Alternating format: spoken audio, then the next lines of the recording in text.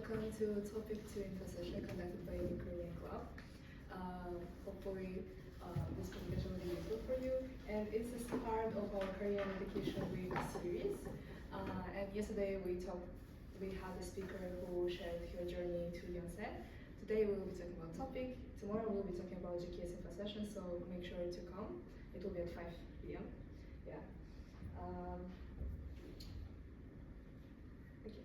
A little bit about myself. My name is Karlygash. I'm a new Korean Club President, also senior WSU student, and I also got level 6, the maximum possible level you could get at TOPIK exam, and here you can see my results. Now, the content of the presentation, I will tell briefly about what is TOPIK, then I'll tell you about the registration process for the TOPIK exam. Then I'll give a brief overview of the exam format, and then the last part will be dedicated to preparation strategies that I used to get the score that I got. So what is TOPIK? TOPIK is Test of Proficiency in Korean. It's a written paper-based test that you take to measure your ability to express yourself and also comprehend Korean language. And it measures your reading, writing, and listening skills, and unlike IELTS, it doesn't have speaking section, so I think it's really good for some of you, but at the same time, I think it's kind of, it's a disadvantage in a sense, because your speaking skills can fall behind your other skills. So if you're prepared for topic, I would really advise you to practice speaking as well as other 4 sections. And the TOPIK exam consists of 2 parts, Topic 1 and Topic 2. Topic 1 is for level 1 to 2, and Topic 2 is for the rest of remaining levels from 3 to 6. And in this presentation, I'll only be talking about Topic 2. And also, another question that a lot of people ask is, do I have to take Topic 1 before I take Topic 2? And actually, you don't have to do that. You can just register for Topic 2 exam. Now, here you can see the score distribution. So basically, in order to get level 3, you have to get 120 out of 300. If for level 4, you have to get 150, for level 5, 190, and for level 6, 230. And the important thing to remember here, if you don't get, for example, 120, but for example 119, it means that you failed the test. They will not give you like level 2. It means that you just failed, and you would have to retake the test. Now Topic 2 in Kazakhstan. It's conducted 3 times in April, July, and October, and it's conducted all 3 times in Almaty. And last year it was conducted only once in Astana in October, but this year it will be conducted at least twice, in April and October, and hopefully the July one will also be in Astana.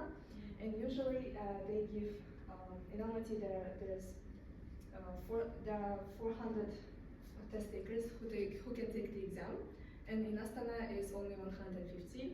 But also don't worry, because even if it's like 150 and it's fewer places, if you register on time and do everything correctly, you will be able to get a spot on the exam. So,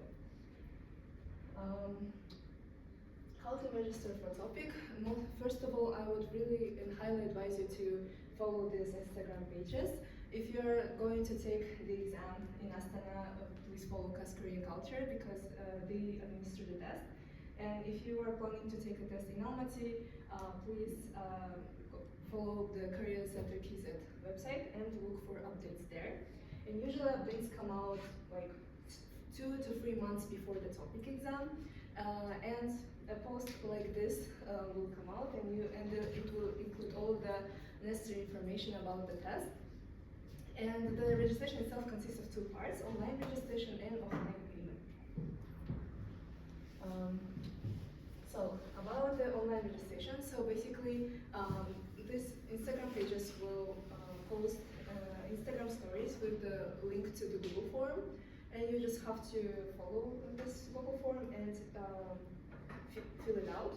You would have to upload your photo, national ID, and also provide information about yourself, including your name in Korean. So if you don't know how to write it, make sure to prepare everything in advance so you can For example, if they say the registration is at 10 a.m., you just go through that link and just copy paste everything, and it will ensure that you get a spot. And on the same day, at around 4 p.m., they announce a list of people who successfully registered, and along with that, they will include other two application forms. One application form and another one is example, how to fill out this application form. You will need to fill it out. Also, attach your 2 photos, bring a copy of your ID, and pay 11,000 tenge.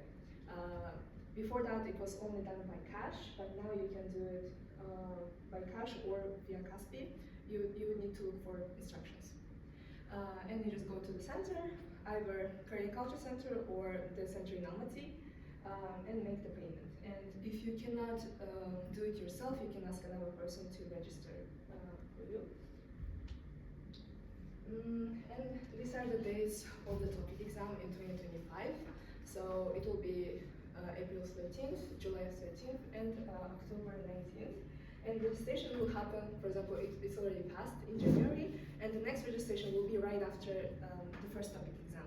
So if the TOPIK exam is on April 13th, then the registration will happen right after that, maybe 1 week after that. So around that time, make sure to follow these Instagram pages and look for updates so that you don't miss the registration. And the same thing for October. Now, a little bit about the TOPIK II exam format. It consists of 3 sections, listening, writing, and reading. The first section is listening. It consists of 50 questions, and you're given 60 minutes. And there is no extra time to transfer your answers. So you have to listen to the recording, answer all the questions, and also transfer your answers. The writing session consists of 4 questions from 51 to 54, and you are given 50 minutes to write 4 different tasks. So 2 tasks are fill in the blank tasks. One is graph analysis, where you have to write a short essay for 200 to 300 characters. And then also one long essay, where you have to write 600 to 700 characters. And you don't have to worry about counting all of those characters, because this is how the answer sheet looks. So here you can see like task 53, where you have to write 200 to 300 characters, and it has like 50, 100, 150, 200. So basically you just have to reach this line and probably go a little bit beyond that, and you will be fine. Because if you don't get to this point, they will deduct some points from you.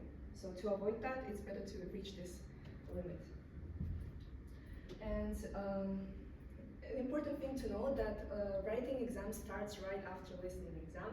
So for example, the listening finished and you just have to start writing immediately. You don't have to wait for someone to say to start writing. You just start writing. And also you cannot, for example, think that, okay, I will not listen to the rest of the listening exam, I will just start writing, because it's prohibited. You have to wait until the listening exam stops, the recording stops, and only after that you can start writing exam. And after the writing all the sections, the first part of the exam, you have a 20 minutes break for a snack or just to relax, and then the second portion of the exam starts, which is reading, and it consists of 50 questions, and you have 70 minutes to complete it, and again you have no extra time to transfer your answers. You have to finish everything in 70 minutes. Now the most important part is tips and resources that I used to prepare. And I think the top resource that you need to know is the official TOPIK website, TOPIK Go Korea. This is how it looks like. When you open it, it will be in Korean, so it's better to just switch the language to English.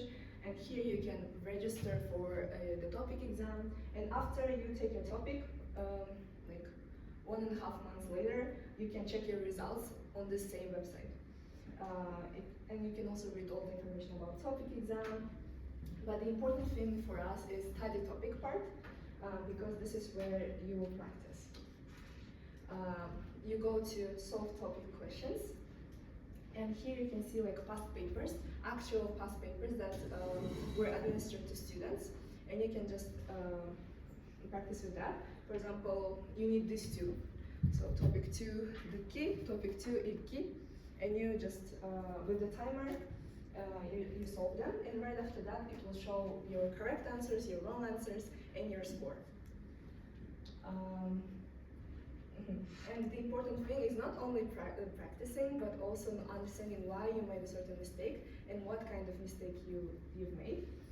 And what I did myself, I had this table. I created a table where I just recorded everything that I did. And it really helped me because, for example, before that I was getting like 74. Usually I get 74 in reading, but for some reason in this reading exam I got 62. So what I did is that I just wrote down everything that I felt like because I was distracted. I also wrote down the type of questions and range of questions that I need to pay more attention to, and also wrote my good parts, that I'm pretty good with finding main ideas so that I don't have to concentrate that much on this type of questions. Yeah, so basically you would need to analyze your incorrect answers and write down which question type it is. Also write down the vocabulary that you don't know. This is what I did. And I prioritized learning those because they frequently appeared in my tests and they had a high chance of appearing on my exam as well. Then you can also watch YouTube explanations for the tasks that were particularly hard for you. And the resource that I use myself is this channel, Hani Jemi. I really like your channel, and especially this playlist. And I can send you the presentation after this, and you can just go to this playlist. And she explained every mock test from the TOPIK website, starting question 1 to 50, and the same thing with reading. And I also like rewatching her videos like 2 to 3 days before the TOPIK exam to refresh my memory. So I would highly recommend this channel for you. And she explains only in Korean, by the way. Also a good listening practice. Here are listening question types. I'll not go over all of them, but basically they are divided, since this test covers everything from intermediate to advanced level. It means that the beginning of the test will be much easier than the last part. And depending on the level that you want to get, you can adjust your strategies depending on that. For example, here are questions for intermediate, like level 3 or 4 questions, starting from 1 to 20. And these are the questions that you hear only once. So one recording, one question, you listen it once, and then you have to move on. Then questions from 21 to 36 are level 4 to 5 questions, and they are different because you hear them twice, and you get 2 questions per conversation, per speech. And questions from 37 to 50 are level 5 to 6, and they are much harder, and the answer options get much longer in these ones. Yeah, so basically you can get a combination. For example, you can get a main idea and content question meaning that you would need to find the information that matches the conversation, basically. Or the intention, the reason, or they can ask you the attitude of the speaker. What was their attitude towards the situation, for example. And there are some strategies to solving this kind of double questions. Whenever I encounter a double question and there is a combination, for example, main idea and content, I always start with the content one because it requires you to listen to the whole conversation. So whenever you see that, start reading these answer options first. And only after that you can move on to main idea, questions, because the main idea usually is expressed at the last portion of the conversation, so you can just answer this question last. And the attitude questions, for them I would highly advise to learn verbs that appear in the answers because they are often repeated, and it will help you to guess the answers more correctly in the future. Now, regarding time management tips for the listening part, first of all, you have to know your goal.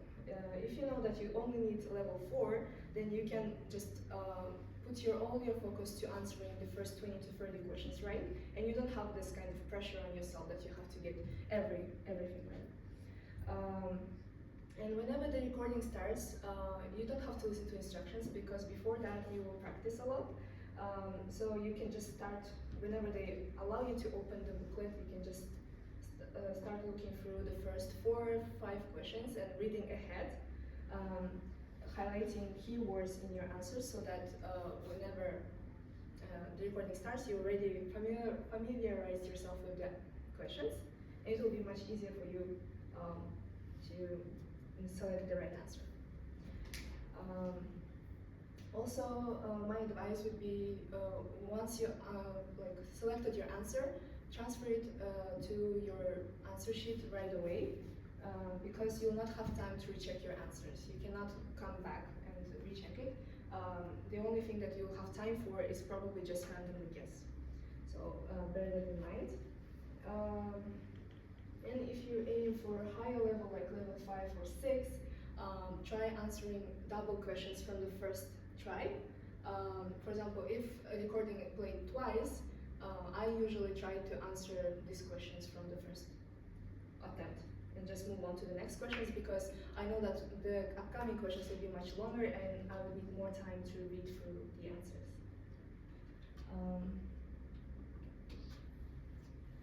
Now, reading question types. These are the intermediate level questions starting from 1 to around 24, 25.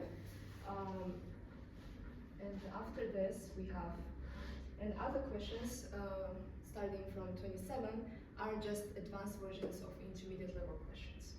So, and usually towards the end of the reading exam, the texts become even longer, but they are the same variations of intermediate level questions that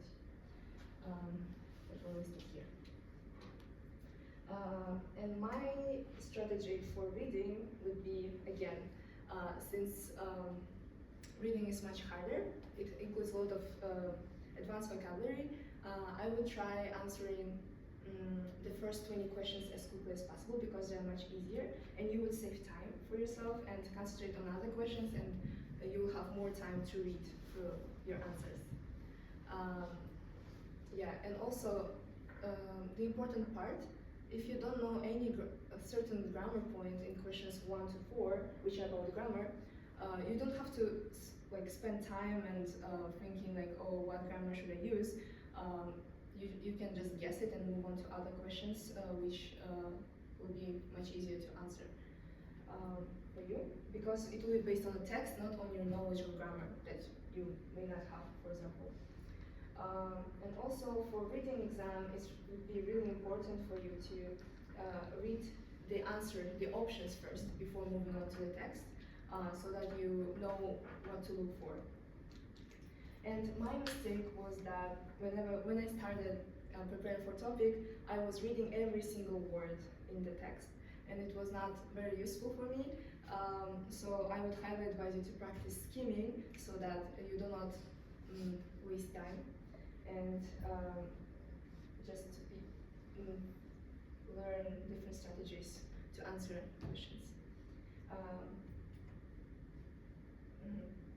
And also, towards the end of the exam, as I said, the questions get harder. So one of the ways to tackle that is actually trying answering the types of questions and topics that you're most confident in.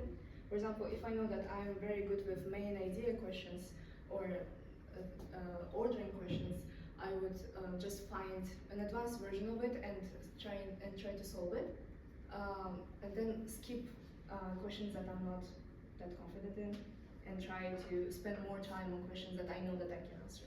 Maybe they're on a topic that I know, and it will be much easier for me to answer them. And also, if you're not planning to get level 5 or 6, you can actually ignore the last maybe 5 to 10 questions and focus all your attention on getting like 40 questions right, or maybe 35 questions right, and that would mean that you could significantly improve your score this way. And then you could just guess the rest of the questions, for example. Now, the writing section. If you aim for level 4, you can actually only focus on tasks 51 to 52 and I'll briefly talk about each of the tasks. This is how task 51 looks like. It's usually an advertisement or some kind of announcement that people write, and you just need to write, fill in the blank here.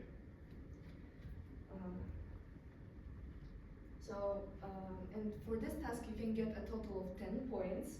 And the important thing is that you don't have to use fancy vocabulary or advanced vocabulary here, since it's aimed for level 3 to 4 students, like intermediate students.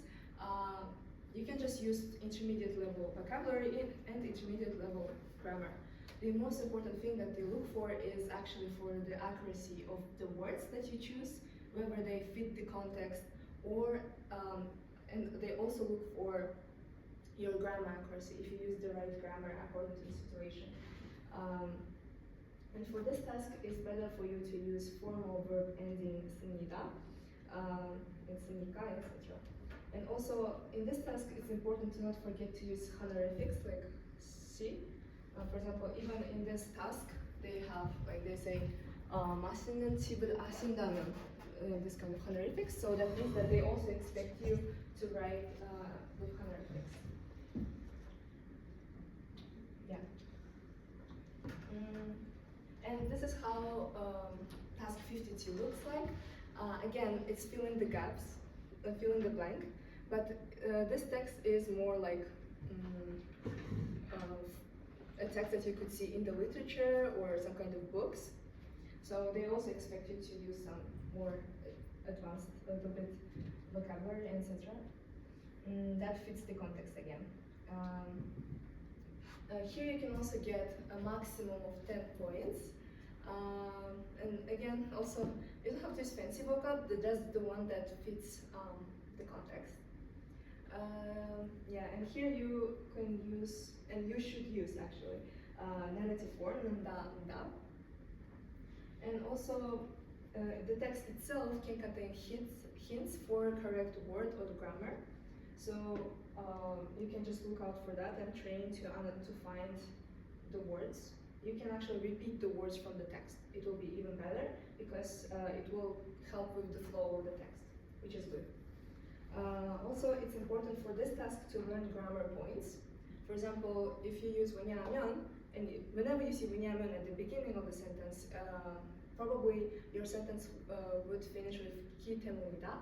And even in this text, you can see that they do the same thing, like 왜냐하면 때문이다. And if you learn this kind of grammar pairs, you can actually just Google, for example, on YouTube, Korean grammar pairs. There will be a lot of videos that you can watch and memorize and use it on the exam. It will be really natural. It will look very natural and it will be really nice for your score. And also, whenever you write, pay attention to linking words because it will again contain hints what kind of grammar you should use. My favorite task, task 53, and if you aim for level 4, you can only focus on tasks 51 to 53. And here, unlike the IELTS exam, you need to report everything that you see. The topic, all of the graphs, all of the text that you see, you should repeat and you should all report. And the structure is pretty, it will be pretty simple because you just write the topic, what it's about, who did the research, and then you report this result, this and this. So you don't have to come up with some structure, look for synonyms of words. You can just use everything that you see. You just have to memorize the structure, how to end the sentence, how to start the sentence, and things like that. Yeah, again, here you should use a narrative form, and also for this task you can get a maximum of 30 points. For example, you can just memorize this kind of structures, how to start an essay, and just reuse it again. Like 이 그래프는 에서 에 대해 조사한 결과이다, which means like this graph is a result of research conducted here but on this topic. And you can just reuse it on like during every writing exam, and that would be fine. And lastly, if you aim for level 5 to 6, then you need to answer all of the questions from 51 to 54 and attempt everything. And the last type of questions is 54, and here you need to write an essay about, for example, here they are asking you to write about the limit of use of single-use plastic, and you have to, in your essay, you have to answer these 3 questions. Why is it important to limit the use of single-use plastic? What would be the problems with that, with this limitation, and how we can solve these problems that emerge. Sounds complicated, but it's, the more you listen to different podcasts and read, I think you can come up with some ideas. The important thing is just to have some ideas on different topics, including environment, and etc. And the structure that I always follow is, first of all, I start with a small introduction, like a broad statement, saying like a lot of people do this and this, and then I would answer the first question, which is about like why is it important usually, and for each of the questions I give 2 examples. Like firstly, it's important because this and this, and secondly, it's important because this and this. And then the next paragraph would be my answer to question 2, and the last one, the next paragraph, and that's it. You don't need a conclusion usually in the writing task. The time management, well, first of all, practice writing a lot and use timer. And actually, first, when I wrote my first mock exam, I finished writing like in 70 minutes or something, but on the actual exam, I finished it in like 45 minutes. And then I had like extra 5 minutes of time to check my answers. And I think it was because I practiced a lot. Yeah, I completed tasks 51 and 52 in 5 minutes. Then I usually dedicate like 8 to 10 minutes to task 53. And the rest of the time I used to answer question 54. And then the rest of the time I just recheck my answers. And since you are allowed to use your correction tape, and you can take it with yourself on the exam day, I just, if I make a mistake, I just correct it, and that's it.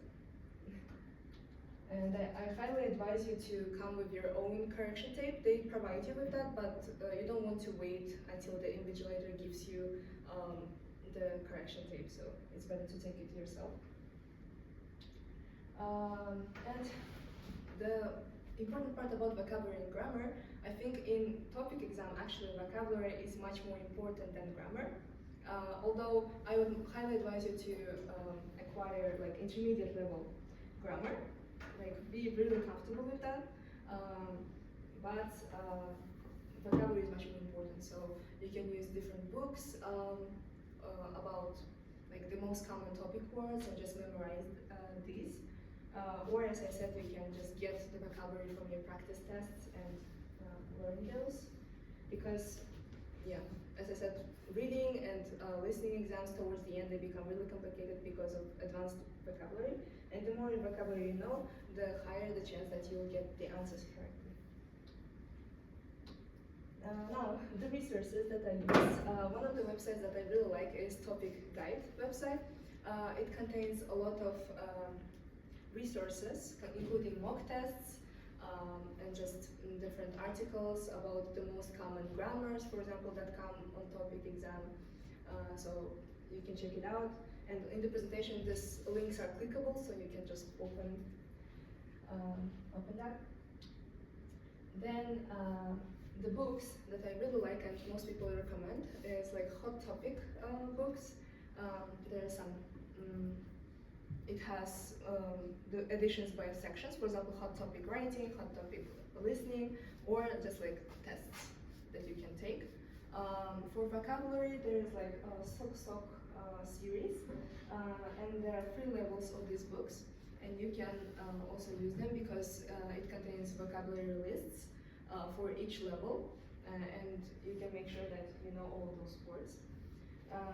Also, there is a book called Club Recipe, and this link is also clickable, so you can download it from there. And we also have in our library TOPIK II Hambone Tongwa Hagi that I used. It's like a thick book that contains a lot of actual tests from the topic and also vocabulary lists, grammar, and it's really comprehensive and it contains a lot of information about the exam. So you can take a look at them.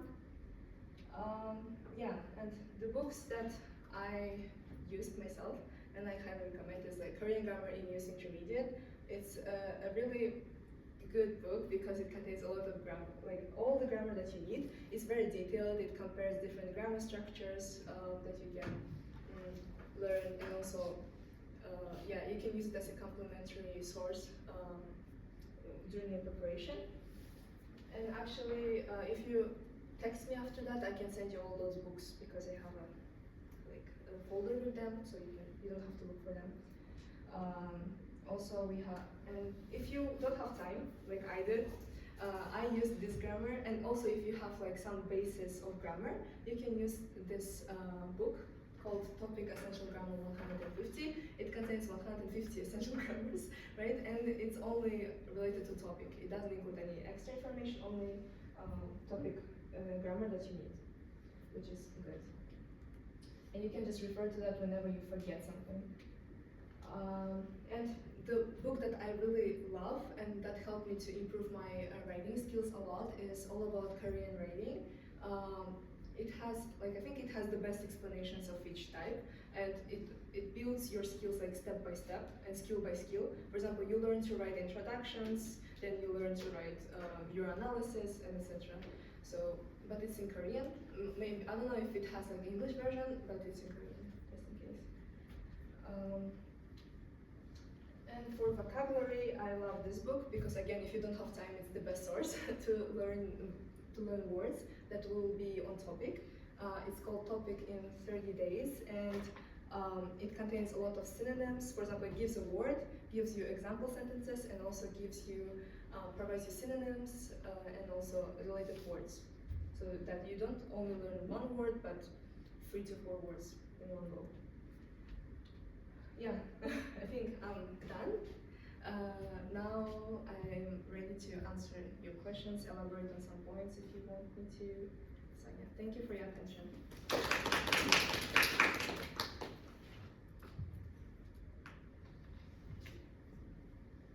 How long did your preparation take? I think I started my preparation in January. I took a topic test for the first time in July. Yeah, and I got level 5 there. And then after this, I prepared for like until October exam. So I think something like this. 7 to 9 months, kind of. And what level did you start from? Or? I think my level was level 4, probably. Yeah, I wasn't sure because I've never taken topic 2, and I was learning by myself. Like I completed Korean 202 here, and then I was just taking courses from Canada and from like Korean classes that our club offers, and just practicing it. That's it. So. Yeah. Do you think self-preparing can be as effective as taking courses? Yeah, I forgot to mention that I was also taking courses with native Korean teachers because I think that I needed feedback from my writing, and they provided me feedback. So I think if you want to improve your writing skills, it will be really essential, but you can prepare for reading and listening yourself. And this is what we did actually on our classes. We dedicate most of our time for writing practice because this is the most important part.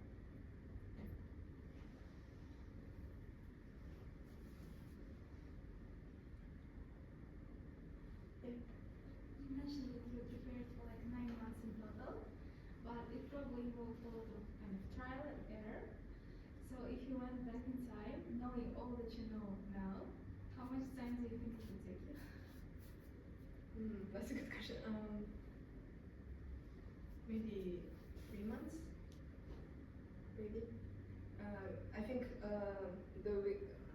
I think I would just dedicate more time to practicing vocabulary. Yeah, and maybe practicing grading only. Yeah.